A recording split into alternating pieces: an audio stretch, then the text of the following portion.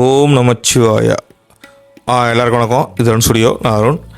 இன்றைக்கி எங்கள் பக்கத்தூர் உள்ளூரில் இருக்கிற ஸ்ரீ கைலாசநாதர் ஸ்ரீ காமாட்சி அம்மன் ஆலயத்தில் மகா கும்பாபிஷேகம் நடக்கிறதுக்கு ஏற்கனவே வீடியோ போட்டிருப்பேன்.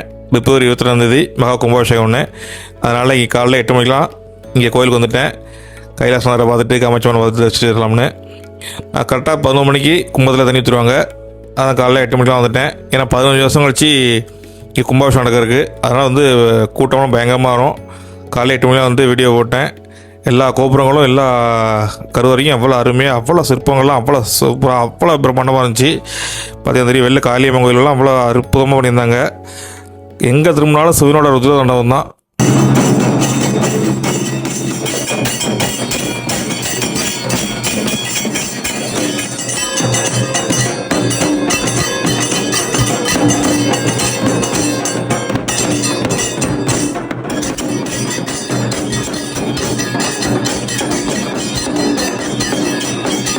புள்ளிக்கோட்டை சிவன் கோயில் ஏன் இத்தனை நாளாக, இத்தனை வருஷமாக வேலை நடந்துட்டுருக்கு, இன்னும் வேலை முடியலையேன்னு எல்லாருக்கும் ஒரு கேள்வி இருக்கும். அந்த கேள்வி எனக்கு இருந்துச்சு. அந்த கேள்விக்கான பதில் இன்றைக்கி கும்பாபிஷேகத்தில் தான் தெரிஞ்சுக்கிட்டேன். ஏன்னா கோயில் சுற்றி அந்த அத்தனை கருவறையும் சரி, அந்த கோபுரங்களும் சரி பார்த்த பிறந்து தான். எனக்கு மட்டும் இல்லை, இங்கே கோயிலுக்கு வந்த கும்பாபிஷேகம் வந்த அத்தனை மக்களும் பார்த்த பிறந்து தெரிஞ்சிருப்பாங்க. ஏன்னா கோயிலில் அவ்வளோ வேலை நடந்திருக்குது, அவ்வளோ பிரம்மாண்டமாக பண்ணியிருக்காங்க. அந்த கோயிலில் உள்ள அத்தனை சிற்பமும் சரி, அந்த தூண்களும் சரி, எல்லாமே ஒரே ஒரு பாறையிலே செதுக்கின மாதிரி இந்த கோபுரம், அந்த கோயிலெலாம் இருக்குது. ஏன்னா ஒரு கைலாசநாதர் பேருக்கு ஏற்ற மாதிரி கைலாசத்தில் போய் சிவனை தரிசிட்டு வந்த மாதிரி இருக்குது. இறுதியாக யாகசிலையிலேருந்து தீர்த்தம் கொண்டாந்தாங்க. கும்பாபிஷேகம் நடக்க போகுது. நம்ம தொழில்துறை அமைச்சர் அண்ணன் டிஆர்பி ராஜா கலந்துக்கிட்டாங்க. மிக பிரம்மாண்டமாக நம்ம தீர்த்தம் கொண்டுட்டு கோயிலுக்கு வந்தாங்க. இறுதியாக கும்பாபிஷேகத்தை நீங்களே பாருங்கள், பார்த்துட்டு வீடியோவில் சொல்லுங்கள்.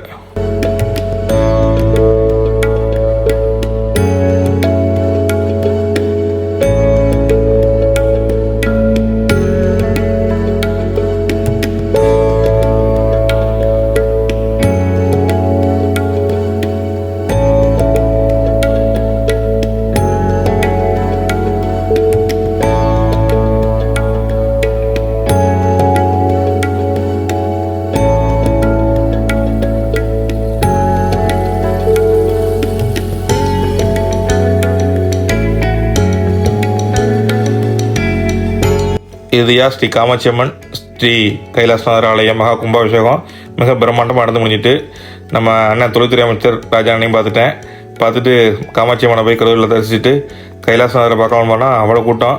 தீபாவளத்தை பார்க்கலாம் பார்த்தா எப்படி கூட்டத்தில் பார்த்தாச்சு. பார்த்துட்டு இன்றைக்கி சிவன் ஆலயத்தில் இவ்வளோ பெரிய மகா கும்பாபிஷேகத்தை பார்த்தது மனசுக்கு நிறைவாக இருந்துச்சு. அதோடய உள்ளிவட்ட மக்கள் எல்லாம் அண்ணா கிளம்பிட்டாங்க. எப்படியோ சிவனை வச்சது சந்தோஷம். ஓம் நமச்சிவாயா.